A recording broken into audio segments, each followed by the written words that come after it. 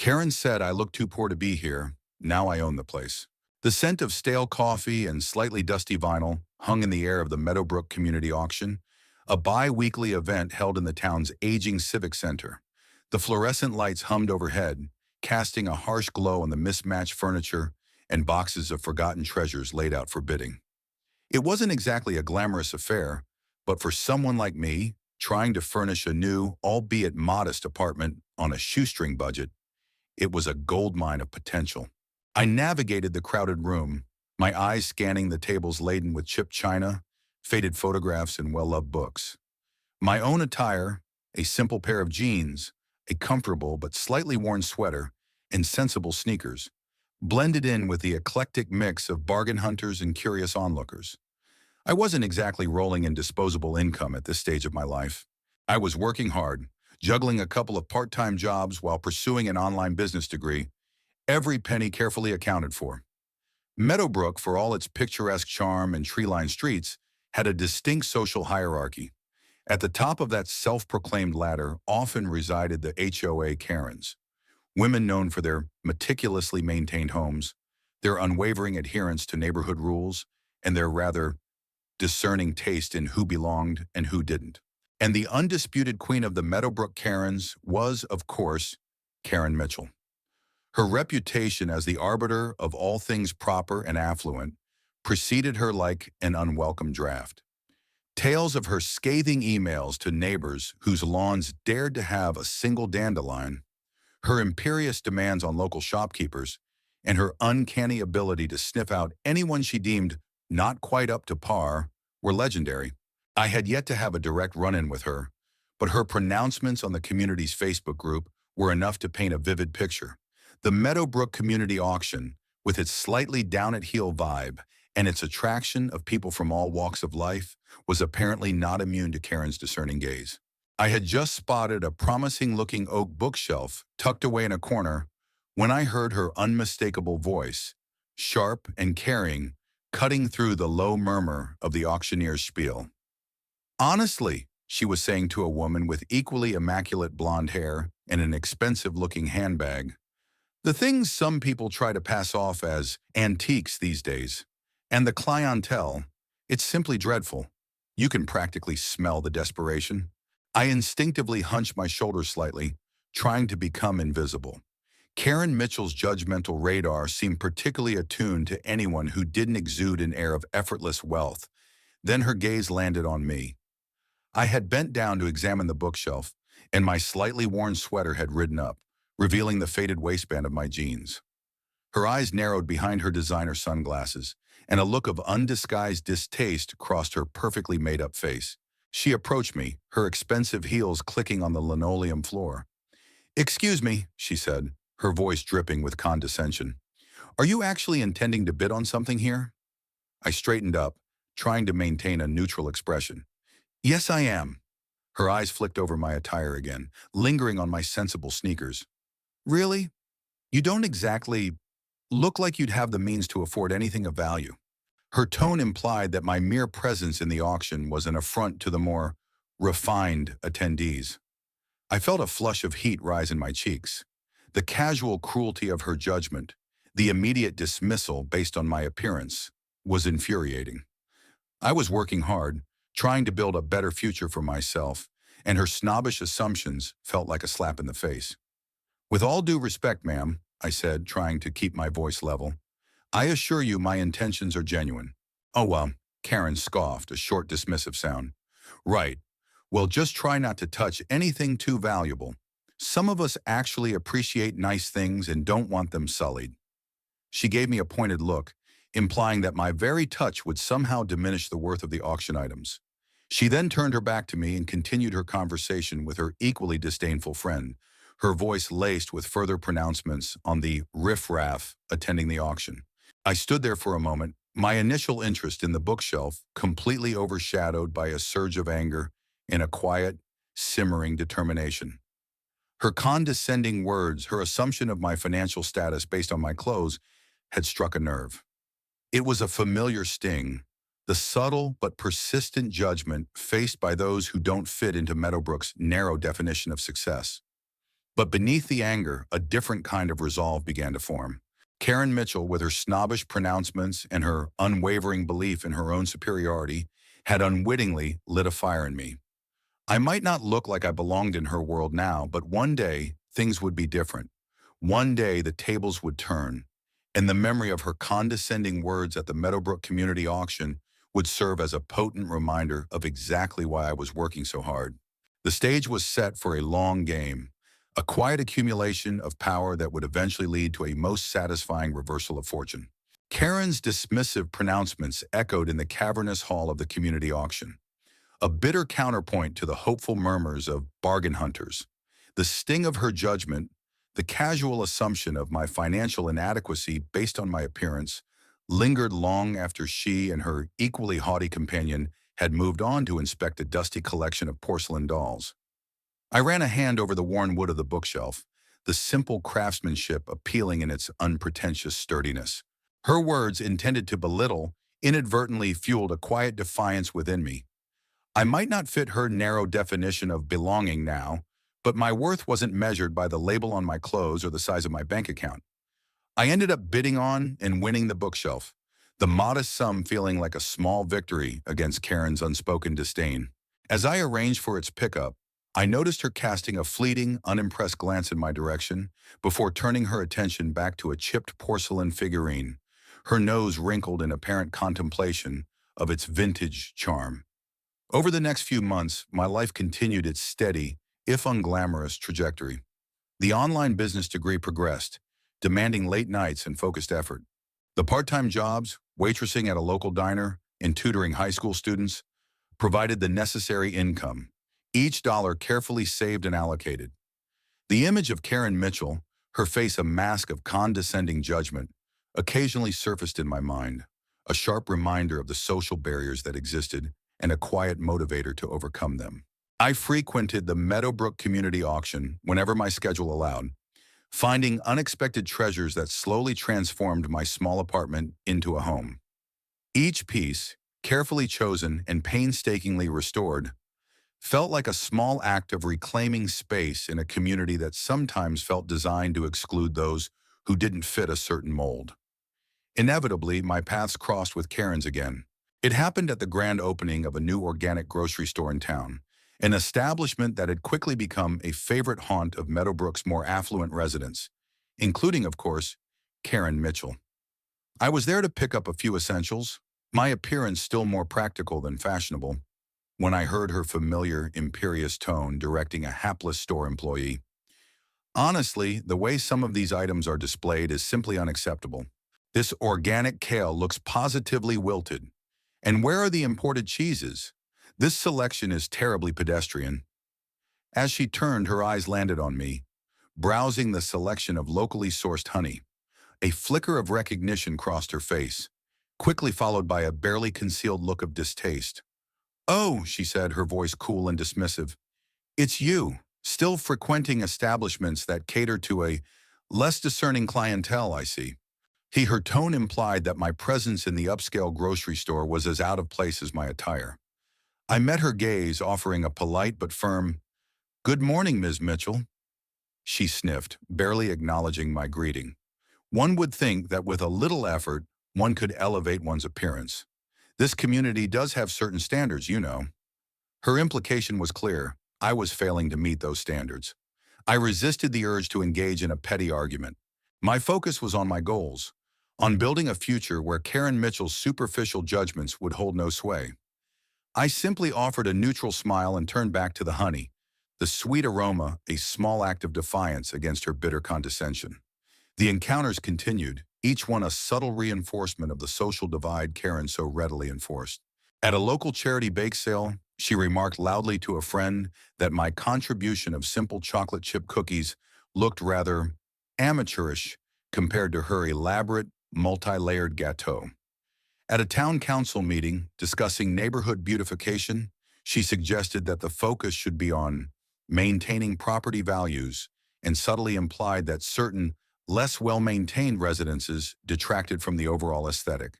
While she never directly pointed fingers, her meaning was often clear. Through it all, I remained polite but distant, My energy focused on my studies and my burgeoning online business, a venture selling handcrafted goods that was slowly but steadily gaining traction.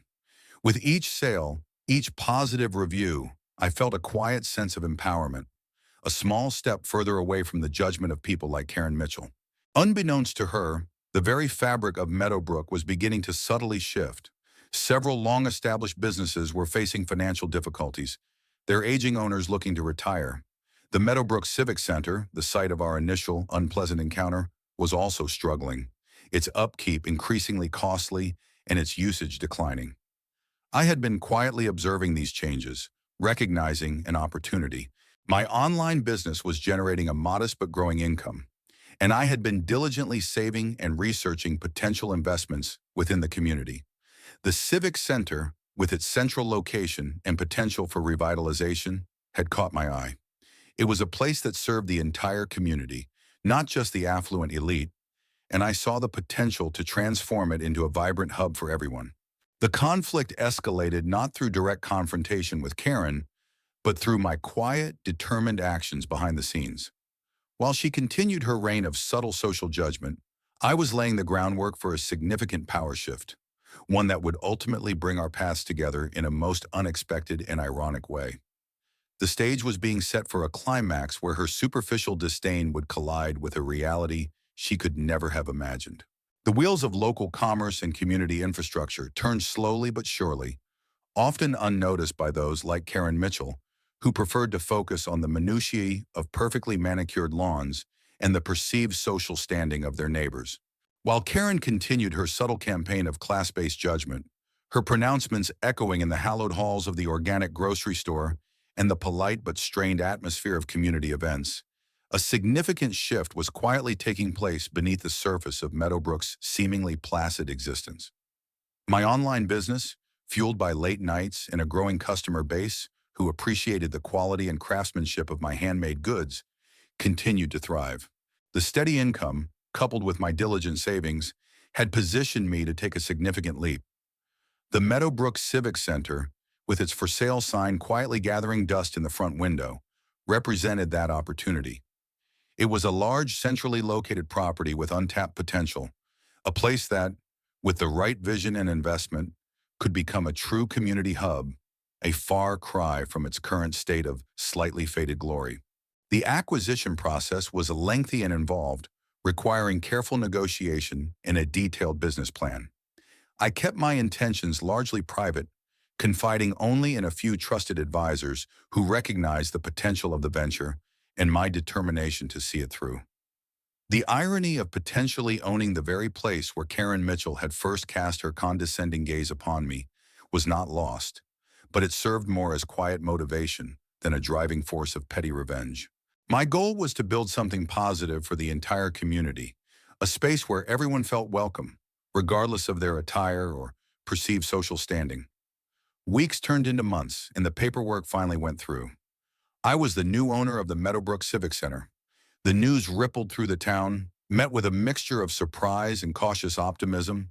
The local newspaper ran a small article announcing the change in ownership, highlighting my background as a local entrepreneur and my vision for revitalizing the space. The accompanying photo showed me standing in front of the somewhat dilapidated building, a hopeful smile on my face, a far cry from the slightly worn figure Karen had encountered at the community auction. The real climax began at the Meadowbrook Fall Festival, an annual event traditionally held at the Civic Center grounds. This year, however, the festival was different. The building itself had undergone a significant facelift, the peeling paint replaced with fresh colors, the dusty windows gleaming, and the interior transformed into a bright and welcoming space. The grand reopening of the revitalized Meadowbrook Civic Center was a key feature of the festival. I was there, overseeing the final preparations, dressed in professional but comfortable attire, a far cry from the worn sweater and jeans of our first encounter. I moved with a quiet sense of purpose, directing staff, greeting local vendors, and feeling a deep sense of satisfaction at the transformation. Then I saw her, Karen Mitchell, impeccably dressed as always, her perfectly coiffed hair catching the afternoon sun. She was with her usual cohort of equally polished friends, their expressions a mixture of curiosity and thinly veiled skepticism as they surveyed the newly renovated building. As they approached, Karen's gaze swept over the revitalized space, her initial skepticism slowly giving way to a look of grudging approval. "Well," she said, her tone still carrying a hint of reservation, "it certainly looks improved, though I still have my doubts about the kind of events this place will attract." Then her eyes landed on me. A flicker of recognition crossed her face, but it was quickly replaced by a look of mild annoyance, as if I were a staff member who wasn't quite up to par. "Excuse me," she said, her voice carrying its usual imperious tone. "I have a question about the seating arrangements for the pie-eating contest. They look rather basic. Surely there are more suitable options for the esteemed members of our community." I turned to face her fully, a calm and polite smile on my face. "Good afternoon, Ms. Mitchell. I'm glad you're enjoying the festival and the renovations to the Civic Center." Her brow furrowed slightly. "Do I know you?" she asked, her tone suggesting she doubted I was someone of any significance. "We've met before," I replied, my smile unwavering, "at the community auction a while back. And then again, I believe, at the organic grocery store." A flicker of recognition, this time tinged with a hint of unease, crossed her face. "Oh, right. You were looking at that rather dusty bookshelf." Her tone still carried a subtle note of condescension.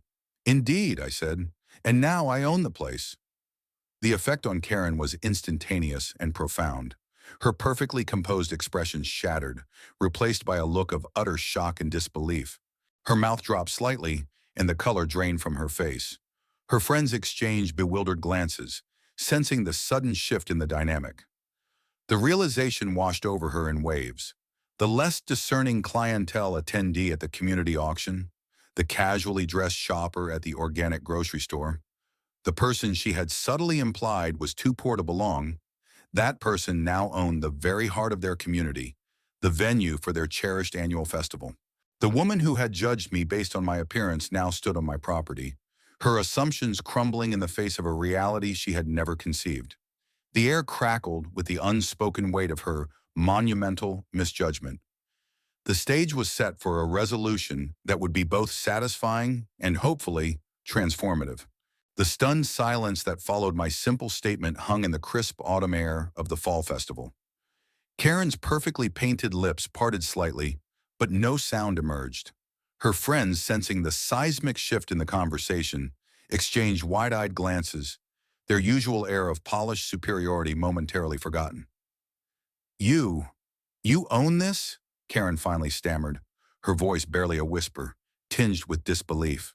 Her gaze swept around the newly renovated Civic Center, taking in the fresh paint, the vibrant decorations, the bustling activity, a stark contrast to the slightly dilapidated venue she remembered. I nodded calmly, my smile remaining polite but firm. "Yes, Ms. Mitchell, the renovations have been quite extensive, and I'm very pleased with how it's all come together. I hope the community enjoys the revitalized space." The shock on Karen's face was almost comical, a stark contrast to the condescending disdain she had so readily displayed in our previous encounters. The realization that the person she had deemed too poor to be here now held a position of significant influence within the community seemed to short-circuit her usual social programming.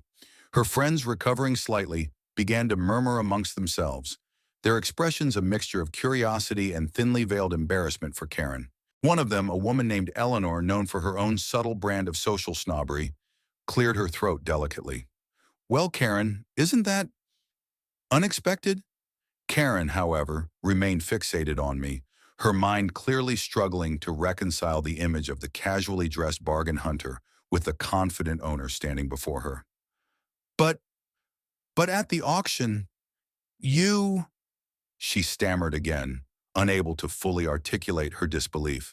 "At the auction, I was looking for a bookshelf for my new apartment," I replied calmly. "A modest endeavor, perhaps, but one that suited my needs at the time." I deliberately kept my tone neutral, resisting the urge to inject a note of triumph. This wasn't about gloating. It was about the quiet satisfaction of a long-held goal achieved. The awkward silence stretched. Karen's usual repertoire of condescending remarks seemed to have deserted her.